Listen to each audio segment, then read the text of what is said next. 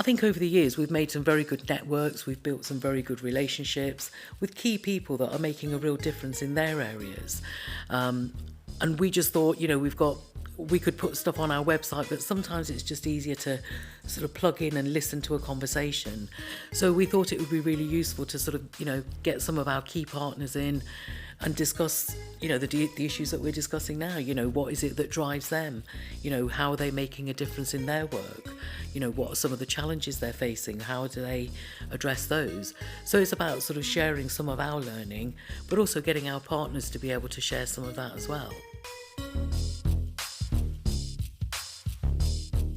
Welcome to the Communities Inc. podcast. Episode 1, How Did We Get Here? Hi, so I'm Shamsher. My background is I'd done work around HIV and AIDS education for about 10 years, training, so, working with quite difficult topics, working across difficult issues around racism, homophobia, young people and death. Then I started working around small community organisations, helping them to get developed, helping them to access resources to meet the aims that they were set up to achieve. And then my sort of third career before Communities Inc. was really sort of more of an advocacy representation role. So advocating on behalf of different sections of the community, women, LGBT groups, BME organisations. And the last sort of role that I had before setting up Communities Inc. was actually working at Semvo in London, where I was London Regional Director. And then I sort of met up with Michael. There was some politics going on in the East Midlands, and we decided that it would be a good idea to work together. Politics in the East Midlands, who'd have thought, eh? Well, my name's Michael Henry.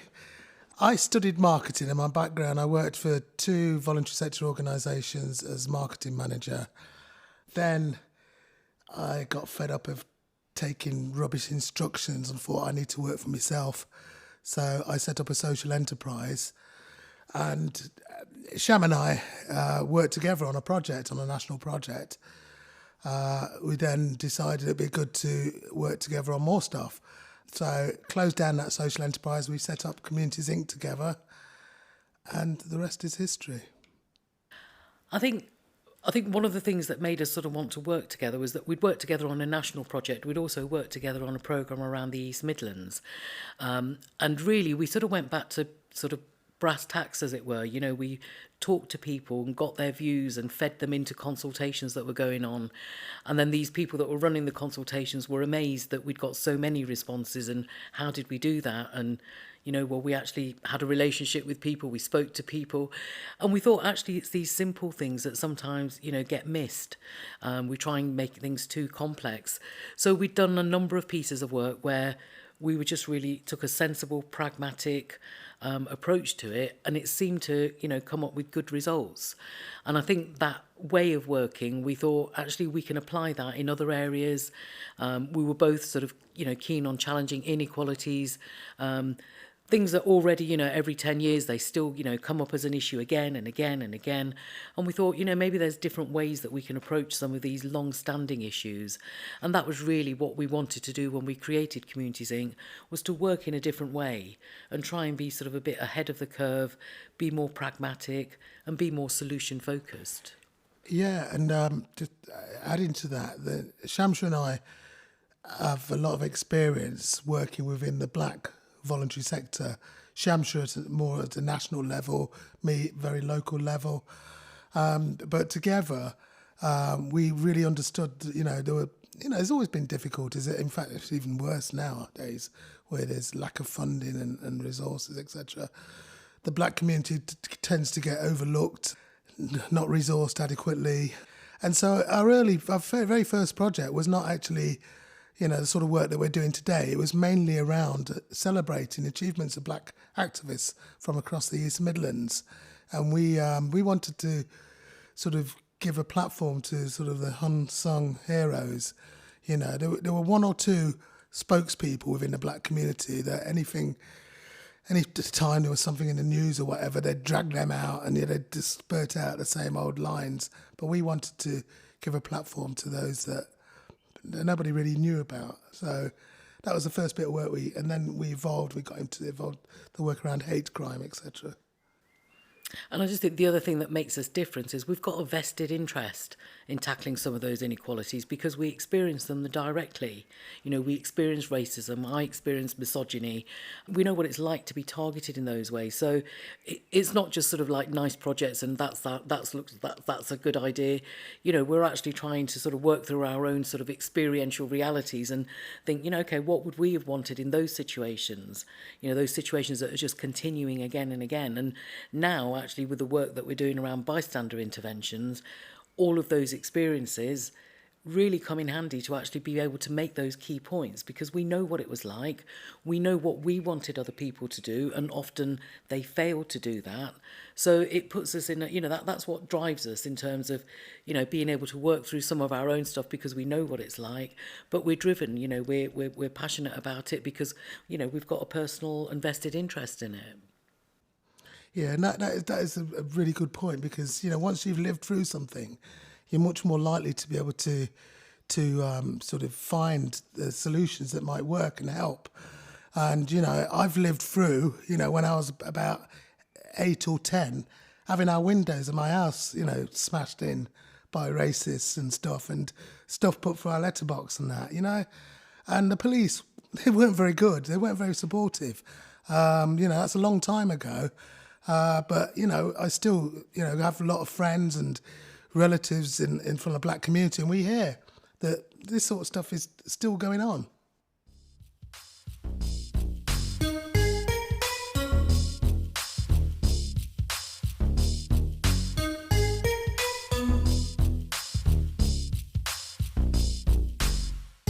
I think one of our most memorable projects was the first one, a history of black activism across the East Midlands, where we asked the black community to nominate people who had, they think, you know, had supported the black community, developed programs, initiatives, but never, you know, not the ones who've received any awards or got any sort of, you know, thanks for it really in an official capacity. So that was a good sounding board. I mean, it is different to the current work, but it's sort of the values underpin our current work.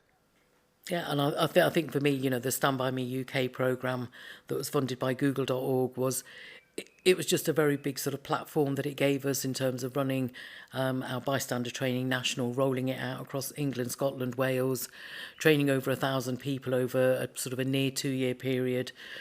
In between lockdowns, as it was at the time.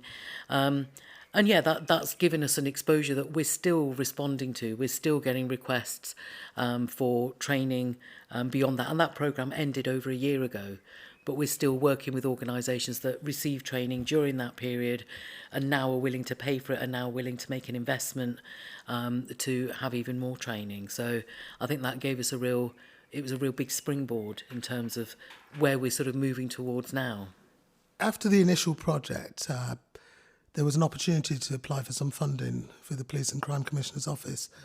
And we had noticed that hate crime, there was no work being done really by any voluntary sector organisation in Nottingham at that time. And we knew about people we'd spoken to people who had experienced hate crimes and not really got the support or not been resolved or looked into, etc. So we came up with an idea, basically training up voluntary sector organisations to become third-party reporting centres, and we did that, and it was a good take-up and everything. But in hindsight, problem with third-party reporting centres in voluntary organisations, so that staff and volunteers move on. So you train up some people, go back 6 months' time, then they're either not there or whatever. So you don't get that consistency. But hate crime reporting did go up as part of that project. I think we helped set up something like 14 organisations across Nottingham City and County. So that was the sort of gateway into the hate crime, the work around hate crime. Yeah, and just to say the sort of shift from hate crime to bystander intervention work was, although we knew that was valuable work, raising awareness, increasing that reporting, obviously the police have a limited capacity in terms of how they can respond, especially to incidents that are reported. I always felt a little bit, uncomfortable sort of raising awareness about things and encouraging people to call the police when I knew that they probably wouldn't get the sort of response that they really wanted, and maybe the reassurance, some of that time, that extra effort that's sometimes required to reassure somebody. And also when hate crimes happen, it's a bit, it's too late. The damage is done, the actions have happened, the hurt has already existed. We were always really keen, as part of our ethos, is to try and sort of, intervene or try and do something in a way before those hate crimes happen. So when we got our opportunity in 2016, after the EU referendum result, reported hate crimes went up. We all saw the videos on social media, people being rude, nasty. And that's when we started thinking, actually, if we could get people to intervene earlier when these incidents start happening, when people start saying something that's negative, then actually we could hopefully help to stop that escalation into more sort of harmful behaviour, into more physical behaviour. And that really, that's really what helped to sort of shift our direction in towards not sort of addressing hate crimes, but actually trying to prevent them happening by tackling the earliest sort of symptoms. And 6 months ago, we've took an even more bigger step back in terms of prevention, because we now do a programme just around microaggressions. So that literally is the first expressions of those behaviours, attitudes and feelings that could become prejudice, that could become systemic discrimination, or could even become criminal offences. So I feel quite satisfied as to where we are at the moment, because, the earlier we can tackle these behaviours and attitudes, the better chance there is of actually educating people about the impact of that, getting them to see a different perspective. And then secondly, hopefully, preventing that escalation into worse behaviour. Well, Communities Inc., we're actually going through a bit of a transitional phase. We're looking at our own business development, and we have a team of consultants helping us with all sorts of things, from looking at intellectual property and rights through to business strategy, marketing. That work's going to continue over sort of the next couple of years or so. And one of the things that we are looking at is like expanding our services and expanding the markets, looking at international markets. Shamsher can tell you about a program that she's been on and been over fairly recently in the US. And I think there are real opportunities for us to expand into that market in particular. Yeah, I think, right now we're sort of consolidating what we've done. I mean, some of the reasons why we're doing the bystander work, we've now got access to additional information, additional research, so we can actually substantiate it a lot more. And actually, indirectly, it wasn't done intentionally to begin with, but a lot of our work is now, we recognise, being informed by behavioural insights. So it's not just about training, it's not just about giving people information, but it's actually trying to influence their behaviour. Influence their choices, getting them to think about the consequences of not making an intervention, not helping. Because actually the only thing that happens when you don't intervene is that problem continues. So I think we're in a much stronger position in terms of the content that we've got. I think going forward there are still, more opportunities. People might say, well, what if there isn't any hate in the organisation, any prejudice or hostility? There's still things that people can be doing to create, a warm, valuing, respected environment for people. So it's not always just about tackling problems, but it's also about creating and fostering that environment that supports people, that makes people feel they're being treated with dignity and respect. And that's when you get the most out of people. So I think there's a number of directions that we still want to sort of progress in. And as Michael said, we're also wanting to look at e-learning in terms of being able to sort of get more people accessing our programmes. And again, sort of because of the knowledge that we've accrued over the years, sometimes some of the work I end up doing, it isn't badged as consultancy, but that's what it is. We end up advising organisations, advising senior leaders, and I think that's another potential that we could really be growing into as we move forward as well. I mentioned earlier that the organisation is growing, expanding, both the work, the size of us, and all of that. But it's not about our growth really. Most of our projects that we deliver are delivered in partnership with other organisations. We like collaboration. We know what we're good at, and we want to stick with what we're good at. So we need other organisations who've got specialist skills to work with us to complement our services. I think for me, just closing comments, I'm pretty excited about the future. I think, one of the things that's been behind the successes that we've had is that, we've been ahead of the curve a bit, and we've been authentic. And I think that's helped us to connect with people. And people, people can resonate with what we're saying. The bystander intervention work is equally applicable to anywhere and anyone where there's people. So I think we tell a story that's quite holistic, that's very relatable.